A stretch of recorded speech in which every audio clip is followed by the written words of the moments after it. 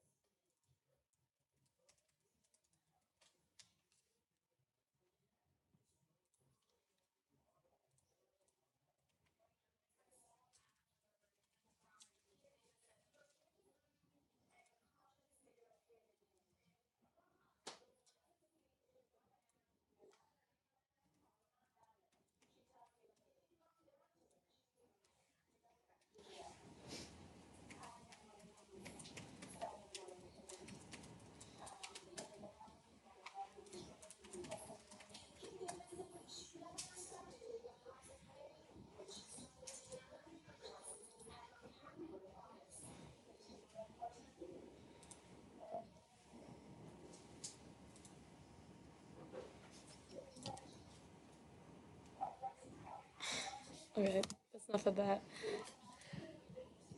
Okay, so that woman's name was Kim Davis, and on June 2015, the Supreme Court case I don't know how to pronounce the name, but Obergefell versus Hodge ruled that the right to marry was guaranteed for same-sex couples, and this required all of America to perform and recognize the marriages of same-sex couples. And in August of that same year, this woman, Kim Davis, she's a county clerk for Rowan County, Kentucky, and she defied the court order and she continued to refuse marriage license to same-sex couples. And the lawsuit Miller versus Davis was filed as a result. And Davis stated that her actions were under God's authority and she was doing it under God's will, and how same-sex marriages are not considered marriages under God. And she was jailed for contempt of court, but was released after only 5 days in jail, and she was released under the condition that she cannot interfere with the marriage license that were issued from her deputy clerks. And she continuously says, oh, those aren't real marriages because it doesn't have my signature on it, and yeah. So she just, yeah. Okay, my knowledge question is, to what extent does group knowledge affect personal truths and justifications?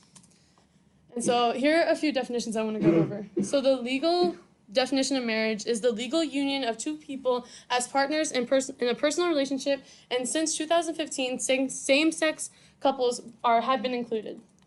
And the job responsibilities for county clerks are they're responsible for filing vital reports or important documents related to a specific county's population, including birth, death, and marriage certificates. Depending on the size of that population, the duties of the job can go a lot further than that.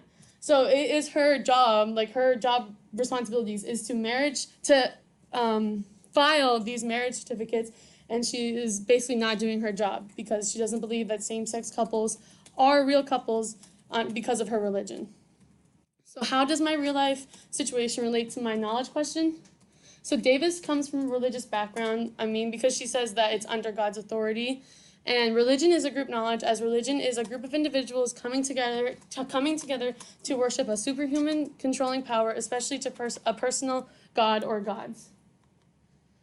In the Christian society, it is generally believed that homosexuality is a sin and unnatural.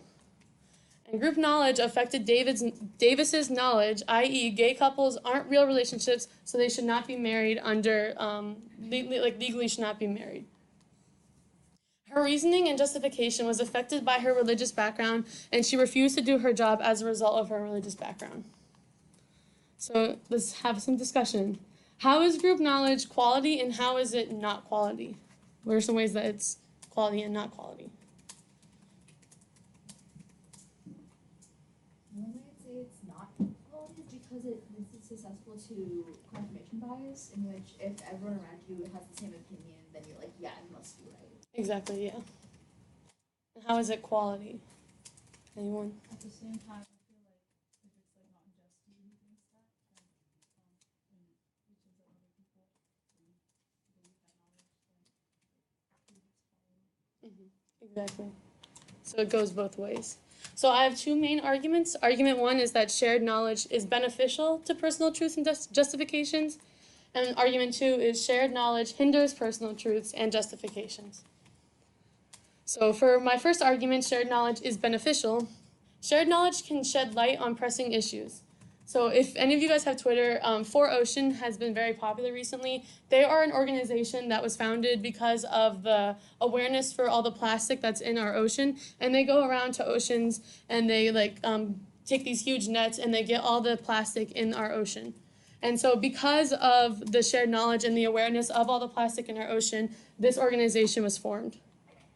And shared knowledge can inform people about harmful activities. So I'm sure you guys have seen these advertisements with Truth. They are spreading awareness about how tobacco, vaping, and juuling products are harmful to individuals. And before this generation and all the health warnings, generations before us didn't know about these different health warnings, and now we are learning more about the harmful side effects to tobacco, so less people are smoking now because of it. And shared knowledge is harmful for my second argument. So shared knowledge can result in people refusing to listen to other sides of issues. Partisan politics is politicians who strongly support their party's policies and are reluctant to compromise with their political opponents. So this is a harmful way that shared knowledge is shared. And another one is shared knowledge can discourage creativity. So groupthink is a psychological phenomenon that occurs within a group of people in which the desire for harmony or conformity in the group results in an irrational or dysfunctional decision-making outcome. This practice discourages creativity or individual responsibility. Okay, more discussion. So talk amongst yourselves and pick one of these questions and talk about it, and then we can regroup.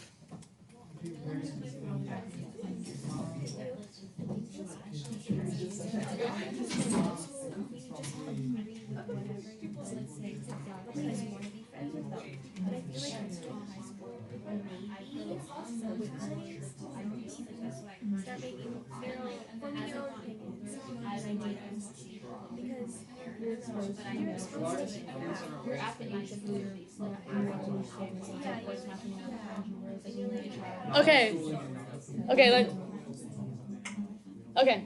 So, which table does any table want to discuss what they talked about?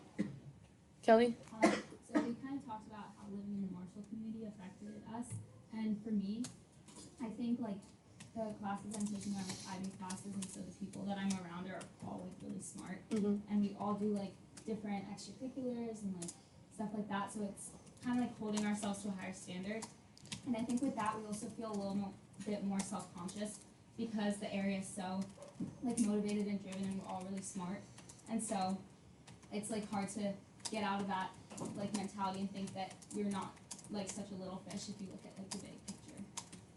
Can anyone talk about the other ones? I think we talked about the parents one, and we said that it really depends for just shared knowledge in general where it comes from.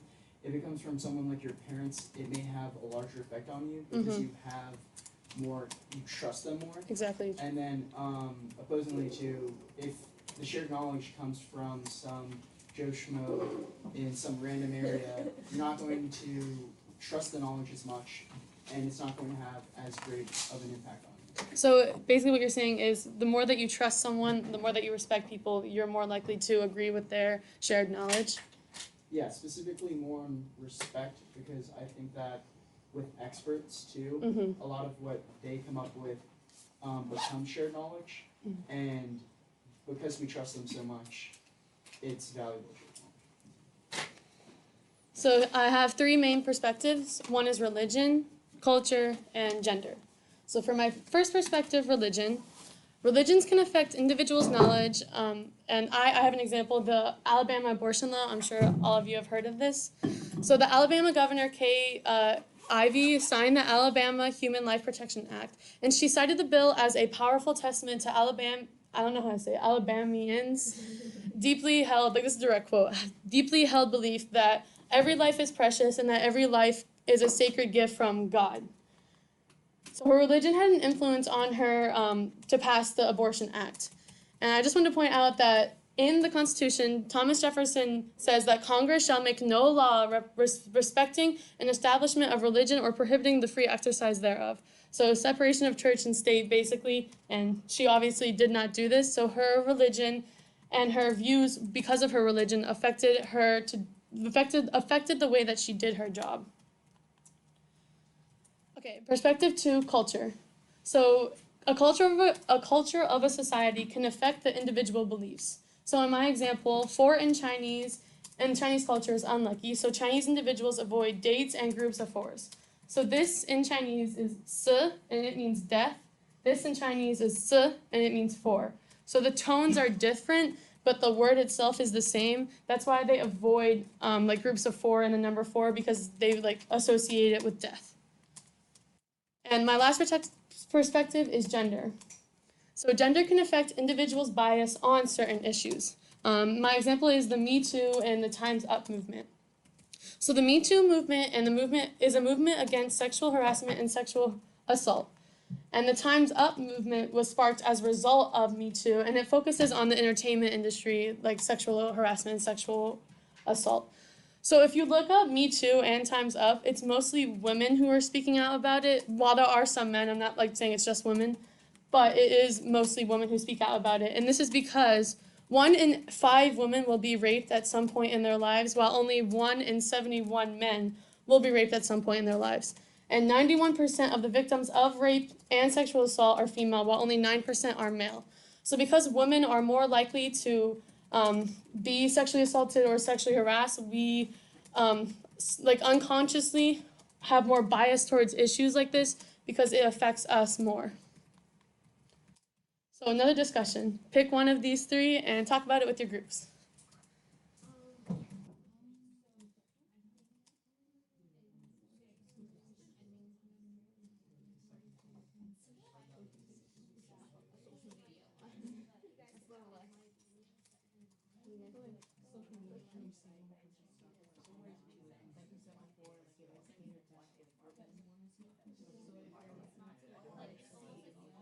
I feel like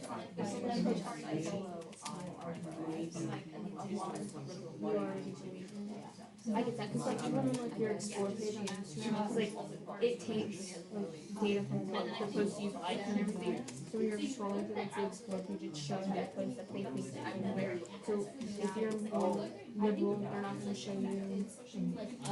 Okay, let's regroup. Okay. Does any group wanted to share what they discussed? Do you guys want to go? I didn't hear from you guys. I talked about how, like, through the Instagram algorithm, everything that comes up in my feed is either politics or Marvel at this point. Mm-hmm. So, a lot of things that I see, and especially, like, if we're going to go into politics, I lean fairly left. So a lot of things that come up in my feed, because of things that I've, like, before the algorithm show up in that, like, same, political party, I guess. Or I saw a lot of Me Too stuff, I saw a lot of my Fair Life stuff, because that's what I'd liked in the past. And so, there's a kind of confirmation bias for me, because that's all I was seeing. So social media only shows you things that you agree with, basically, so you don't get to see other points of view. Well, yeah, also because you can choose what you follow, right? Mm-hmm. So if you are more liberal, you're not going to go follow, like, Fox News if you don't want to see that kind of stuff. Exactly. It's like social media tends to group us together left and right, so we don't really see other points of view depending on where we stand. Okay, does anyone want to talk about another one that they discussed? No? Okay.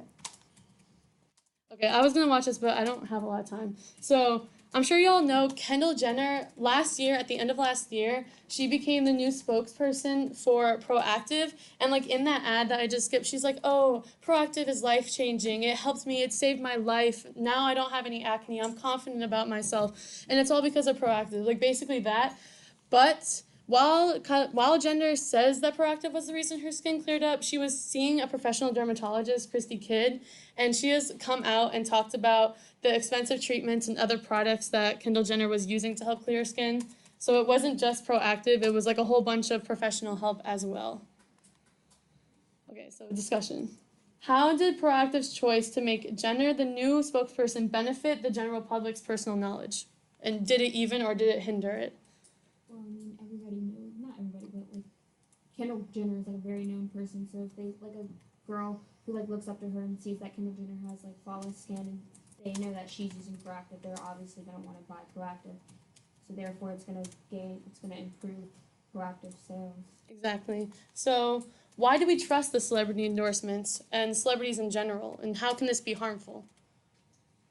Well, with Kendall Jenner, like if somebody trusts what she's putting online with Proactive, not everybody's skin is the same. So let's say they use Proactive and it doesn't work for them. It's harmful for them because they believe that, since it works on Kendall Jenner, it can work on them. It's kind of like what Ben said. We tend to follow the people that we respect, and a lot of people see, oh, her skin is clear, or oh, she's rich and famous. Maybe if I use Proactive, then I'll have clear skin and be rich too. Okay, so different ways that group knowledge is affected. So we can see both points of view. So group knowledge affected Kim Davis personally, and with Kendall Jenner, she, an individual, influenced group knowledge. So it can work both ways. The bias, it can be group knowledge on individuals or individuals on group knowledge. So my conclusion, group knowledge creates a bias in individuals which hinders an individual's knowledge, and this leads to affecting how individuals think, which hinders their logic, reasoning, and truth. And we as individuals believe the truths of our society because we, one, do not want to be social outliers, kind of like what Kelly said, since everyone in the Marshall community is doing hard classes, we all tend to want to be like them because that's what our society is like.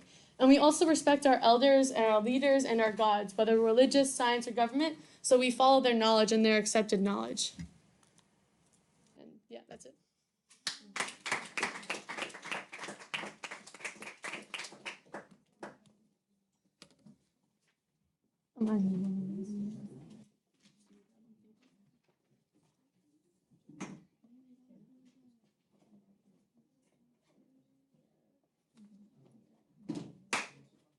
Catriel.